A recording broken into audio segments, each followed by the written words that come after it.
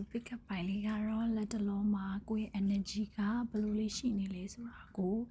ပြောပြမယ် reading လေးပါကြိုက်တဲ့ crystal လေးကိုရွေးပြီးတော့စိတ်ထဲမှာမှတ်ထားလိုက်ပါเนาะဖြေလေးတွေကိုနောက်မှာပြောပြပေးထားပါတယ်တိတိကျကျလေးအာရုံစိုက်ပြီးတော့ရွေးကြည့်ပါเนาะပထမဆုံးဒီ crystal လေးထိုက်က crystal လေးကိုရွေးထားတဲ့သူတွေကလက်ရှိမှာသူတို့ရဲ့ energy ကပေါ့เนาะတကယ်ချင်းမိတ်ဆွေပေါင်းတင်နေနဲ့စီစီလုံးလုံးနေခြင်းနဲ့ပြီးတော့မိသားစုနဲ့လည်းပြပြရွှင်ရွှင်နေခြင်းနဲ့ပြီးတော့နောက်ထပ်တစ်ခုကိုယ့်ရဲ့ချစ်ချင်းမြတ်တာတွေကိုလည်းဘေးကလူတွေကိုပြသခြင်းနဲ့ပေါ့နော်ပြီးတော့နောက်ထပ်တစ်ခုကိုယ့်ရဲ့အတွင်းစိတ်မှာလည်းဘယ်လိုပြောမလဲထိန်းချုပ်လို့မရတဲ့အရာတွေကိုလက်လွတ်ခြင်းနဲ့စိတ်မျိုးလေးတွေဖြစ်နေတယ်ပြီးတော့နောက်တစ်ခုကတခြားသူတွေပေါ်မှာလည်းမြတ်တတ်တွေးတတ်တဲ့စိတ်မျိုးလေးဝင်နေတယ်ပြီးတော့နောက်တစ်ခုကလည်းကိုယ့်ရဲ့အတွင်းစိတ်မှာပေါ့နော်မလိုအပ်တဲ့ energy တွေကိုကိုယ်တိုင်ကိုကလက်မခံပဲလွတ်ချနေတာမျိုးအဝင်မခံတာမျိုးလေးတွေကြုံနေရတတ်တယ်ပြီးတော့နောက်တစ်ခုကိုယ့်ရဲ့စံနာတွေကိုအကောင့်ထဲပေါ်ဖို့ဆိုတဲ့စိတ်မျိုးကိုပဲကိုယ်စိတ်ထဲမှာတွေးထားတယ်အဲ့ဒီအပေါ်မှာလည်းကိုအာယုံဆိုင်နေရမျိုးလေးတွေ့တယ်ပြီးတော့နောက်တစ်ခုမကြသေးခင်မှာကိုယ့်အတွက်အခွင့်အလမ်းတစ်လေးတွေချစ်ချင်းမြတ်တာမှာပဲဖြစ်စေအလောက်ကိုင်ခွင့်လန်းမှာပဲဖြစ်စေပိုကောင်းမွန်တဲ့အခြေအနေမျိုးလေးတွေကိုယ့်စီကိုရောက်လာတာမျိုးလေးတွေလည်းတွေ့ရောက်လာတော့မယ့်အခြေအနေမျိုးလေးတွေ့တယ်ထူးထူးခြားခြားလေးတွေပြောင်းလဲလာလေးကိုကိုယ်တိုင်ကတိတိတတ်တာခံစားလာရလိမ့်မယ်ပြီးတော့နောက်တစ်ခုကဘာလဲဆိုကိုယ့်ရဲ့ရှေ့ဆက်မဲ့လမ်းကြောင်းတွေမှာလည်းထားပါတော့ negative ဆန်တဲ့လူတွေအတွေးခေါ်စမပြေတာအဲ့လိုလူမျိုးတွေကသူ့လူလူကြံခဲ့ပြီးတော့တကယ်ကောင်းမွန်တဲ့လူတွေဒါကိုယ့်ဘဝတွေကိုရောက်လာတဲ့အခြေအနေမျိုးလေးတွေကြုံရလိမ့်မယ်ပြီးတော့နောက်တစ်ခုကကိုယ့်အတွက်ရှေ့ဆက်ရမယ့်အခြေအနေမျိုးမှာအောင်မြင်မှုအတွက်ကိုလုပ်ရမယ့်အနေအထားမျိုးတွေမှာလည်းတိတိတတ်တာတိုးတက်လာတာမျိုးကြီးကြုံရလိမ့်မယ်ပြီးတော့နောက်တစ်ခုကလက်ရှိအခြေအနေမှာဆိုရင်ဖြစ်နိုင်တယ်ဆိုရင်ကိုယ့်ရဲ့စိတ်အတွင်းစိတ်ကပဲအတွင်းကဘယ်လိုမျိုးကိုဖြစ်စေခြင်းလဲအဓိကကိုယုံကြည်စိတ်ထဲမှာဟုတ်ပါမလားငါလုံနိုင်ပါမလားအဲ့လိုတန်တရားဝင်တာမျိုးလေးတွေဒီကိုယ့်ရဲ့အတွင်းကိုယ့်ဘက်အတွင်းမှာဖြစ်တတ်တယ်အဲ့လိုစိတ်မျိုးလေးတွေကိုလုံးဝစိတ်ထဲကနေထုတ်ပြလိုက်ပါပြီးတော့နောက်တစ်ခုကကိုယ့်ရဲ့ရင်တွင်းကအတန်ကိုပဲနားထောင်ပါပြီးတော့နောက်တစ်ခုကကိုယ့်ရဲ့စိတ်ထဲမှာအဓိကကိုယ့်ရဲ့ဒီလက်ရှိ energy ကတော့နူးညံ့နေရယ်ပြောင်းလဲခြင်းနေရယ်ပြီးတော့အေးဆေးဆေးနေခြင်းနေရယ်ပြီးတော့တခါတလေကိုမယုံကြည်ရဲ့စိတ်တွေရှိနေအဓိကအဲ့ဒါလေးတွေမြင်နေရပေါ့နော်အဲ့ဒါလေးတွေကကိုကလက်လွတ်လိုက်မယ်ရှေ့ဆက်ပြီးကိုလုံးမဲ့အရာတွေအတွက်အဲ့ဒါလေးတွေကစိတ်ကလွတ်ချလိုက်ဘယ်ပြောမလဲပူပန်မှုတွေကိုလွတ်ချလိုက်မယ်ဆိုရင်တော့ရှေ့ဆက်ပြီးကိုအတွက်တကယ်ကောင်းမွန်တဲ့အခြေအနေမျိုးကိုရလိမ့်မယ်ပြီးတော့နောက်တစ်ခုကိုစိတ်အေးချမ်းမှုအတွက်ကိုစာဖတ်တာသို့မဟုတ်ကိုဝါဒနာပါတဲ့ဟာလေးတွေကိုအချိန်ပေးပြီးတော့လှုပ်တင်တယ်ကျင်းတီပေါက်ကတော့ကိုယ့်ရဲ့ကန်စာတာမှာလာမဲ့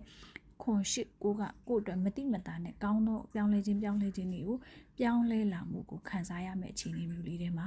ပါပါတယ်နော်ဒီဒုတိယ crystal လေးကိုရွေးတဲ့သူတွေရဲ့ energy ကတော့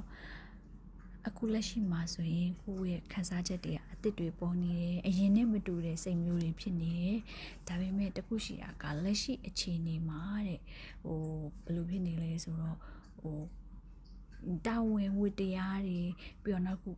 စိတ်မနိုင်ဝန်ထမ်းမိတယ်လို့မျိုးပေါ့နော်စိတ်ဖိစီးမှုလေးတွေအဲ့လိုပုံစံမျိုးလေးဖြစ်နေတယ်ပင်မနွမ်းနေပြီးတော့နောက်တစ်ခုကလက်ရှိအခြေအနေမှာကိုယ့်စိတ်မှာအနှောက်အယှက်ဖြစ်တဲ့အရာတွေအခွင့်အလမ်းတချို့လက်လွတ်ခဲ့ရတာမျိုးလေးတွေလက်လွတ်ရမယ့်အနေအထားမျိုးလေးတွေကိုယ့်ရဲ့စိတ်အဲ့အခြေအနေလေးကိုဖြစ်ကြော်နေရတတ်တယ်ပြီးတော့နောက်တစ်ခုကညင်းဝေတာမျိုးမဟုတ်ပဲမဲ့တခုဆိုရင်ကိုကအရင်လိုစိတ်တက်ခွန်အားမမာပဲနဲ့တခုဆိုရင်ငါမလုံးနိုင်တော့ဘူးပြီးတော့နောက်အလုပ်လုပ်တဲ့နေရာမှာလည်းညင်းဝေလွယ်နေတာပြီးတော့နောက်တစ်ခုလစ်လူမရှုတဲ့အရာတွေလစ်လူရှုမိတာပြီးတော့နောက်တစ်ခုပတ်ဝန်းကျင်မှာဆိုလဲပတ်ဝန်းကျင်ယူမဆိုင်ပဲနဲ့ကိုပတ်ဝန်းကျင်ဆိုတာထက်ကိုလည်းတိတ်ပြီးယူမဆိုင်ပဲနဲ့တရားမြင်ရလုပ်မိတာမျိုးလေးတွေဖြစ်နေတတ်တယ်အဲ့ဒါလေးသတိထားရမယ်ဖြစ်နိုင်မယ်ဆိုလက်ရှိအခြေအနေမှာဘာကိုမှဘလို့ဖြစ်ရမယ်ဆိုတော့စီးတွေဘောင်တွေကိုလုံးဝဖြုတ်ချပြီးတော့ကိုဘလို့လေးစိတ်ပျော်အောင်နေမလဲကိုဘလို့လေးလုပ်မလဲကိုရဲ့အောင်မြင်မှုထက်ကိုရဲ့ပျော်ရွှင်မှုကဘာလဲဆိုတဲ့အရာကိုတိတိကျကျလေးရှာဖွေမယ်ဆိုရင်တော့ပို့ပြီးတော့ကောင်းတယ် ပြီးတော့ကိုချီကျူးပါကိုကျေးဇူးတင်ပါကိုခွင့်လွတ်ပေးပါကိုအပြစ်တင်တာမျိုးကြီးလုံးဝမလုပ်ပါနဲ့ပြီးတော့နောက်တစ်ခုလက်ရှိအချိန်တွေမှာကိုကလှုပ်ချင်တာတွေအများများနေတာမှန်ပင်မဲ့မလုံနိုင်တဲ့အရာတွေအတွက်ကိုအရင်ကြီးကိုဖိအားတွေပေးနေစရာမလိုဘူးပေါ့နော်ဖြစ်နိုင်မယ်ဆိုရင်တော့ကိုအနာပေးပြီးတော့အသစ်ပြန်စားဖို့အချိန်လေးတစ်ခုယူခြင်းနဲ့ပြီးတော့နောက်တချို့ပြဿနာတွေမှာက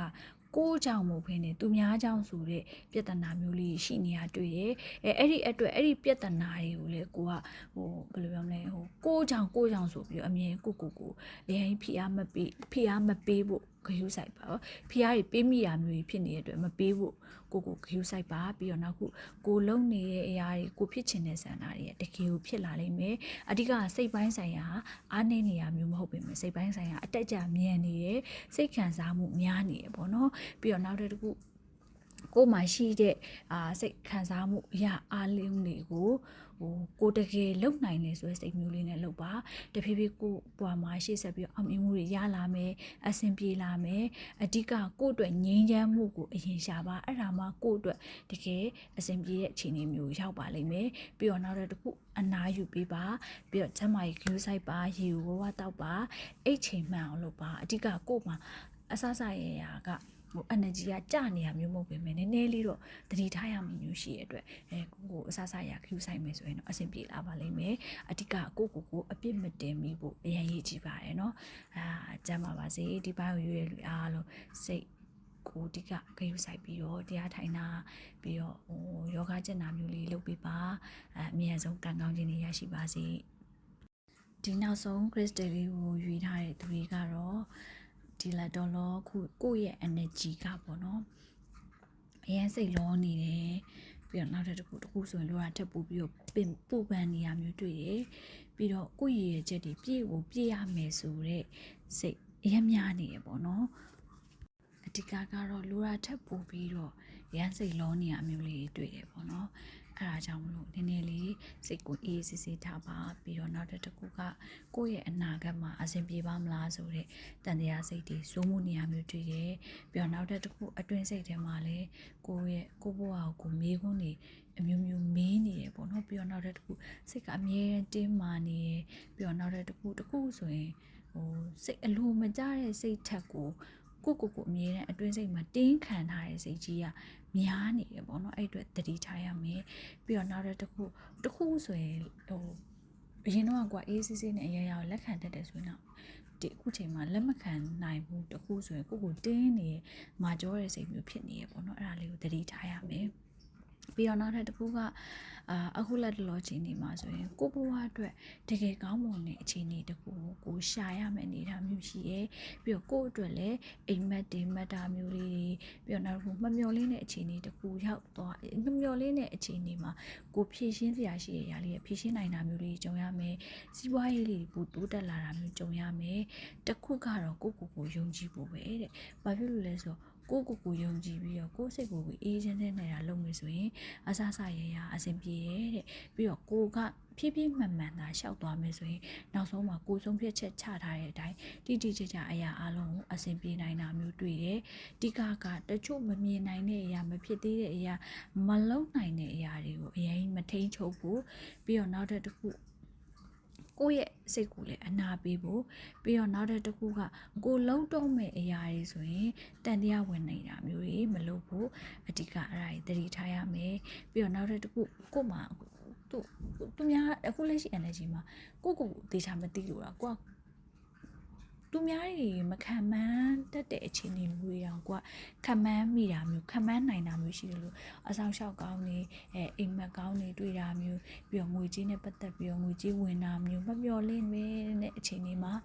တိတိတတ်တာကန်စားတာကောင်းလာတာမျိုးလေးကိုခံစားရတဲ့ဒါတွေကိုကိုကမသိဘယ်လိုပြောမလဲကိုကမမြင်ဘူးစိတ်ကလောနေတာမျိုးလေးဖြစ်တာအားကြောင့်တတိထားရမယ်ပေါ့နော်ပြီးတော့နောက်တစ်ခုကကိုလုံနိုင်နေရကိုဖြစ်နိုင်တဲ့အရာတွေကို တိတိကျကျချရေးတာမျိုးတိတိကျကျအစီအစဉ်ဆွဲတာမျိုးလုပ်ပြပါအရင်လုံးမကြည့်ပါနဲ့ပြီးတော့နောက်တစ်ခုကရှေ့ဆက်ပြီးတော့ကိုယ့်ရဲ့ခန်းစားတာမှာကမကြခင်မှာတိတာတဲ့အခြေအနေတစ်ခုရောက်မယ်ခရီးတစ်ခုတွားရမယ်ပြီးတော့နောက်တစ်ခုပြက်ပြက်တတ်တာဖြည့်ရှင်းရမယ်ကိစ္စတစ်ခုပေါ်လာမယ်ပြီးတော့နောက်တစ်ခုကကိုယ့်ပေါ်မှာမလုံမုန်းသားရှိတဲ့လူတွေကလည်းအဝေးကိုသူလူရောက်သွားတာဒါပေမဲ့တခုရှိရတော့ကိုယ်မနာလိုတဲ့သူတွေကတော့ဒုက္ခရောက်လုံနိုင်တာမျိုးမရှိပေမဲ့ကိုယ်ဘေးနာမှာတော့အလိုမနာလိုတဲ့လူမျိုးရှိနေရတော့နည်းနည်းသတိထားပေးရမယ်ပြီးတော့နောက်တစ်ခုကိုယ့်ရဲ့ခံစားတာမှာမိသားစုတွေမှာပြောရှင်စရာတည်ငောင်းကြားတတဲ့တခုသတိထားမှာကိုမိဘရဲ့ကျမ်းမာရေးပူပန်ရတဲ့အဲ့ဒါလေးကိုသတိထားပါတဲ့အရန်ဆိုးဆိုးကတော့မရှိဘူးကိုယ့်ရဲ့ခံစားတာမှာဒီတော့တွင်မှာခွေးစာကြွေးတာမျိုးလေးတွေဂုံတော်ပွားတာမျိုးလေးတွေလုပ်ပေးရမယ်ပြီးတော့နောက်တစ်ခုကလောဘကြီးတာမျိုးလုံးဝမလုပ်ပါနဲ့အဲ့ဒါလေးကိုတတိထားမယ်ဆိုရင်တော့ရှေ့ဆက်ပြီးတော့ကစားတာအဆင်ပြေလာလိမ့်မယ်ကောင်းမွန်တဲ့ energy ရရှိတယ်ဒါပေမဲ့ကိုယ်တိုင်ကကိုယ့်ရဲ့ကောင်းမွန်တဲ့ energy ကိုအသုံးမချဘဲနဲ့တစွထိုးဆန်မိတာလေးပေါ့နော်အဲ့ဒါကြောင့်နှောင့်နှေးရမျိုးလေးဖြစ်တတ်ပါတယ်ဒီပိုင်ရွေးတဲ့သူလေးတွေအမြဲဆုံးကိုဖြစ်ချင်တဲ့ဆန္ဒလေးတွေဖြစ်ခွင့်ရပါစေ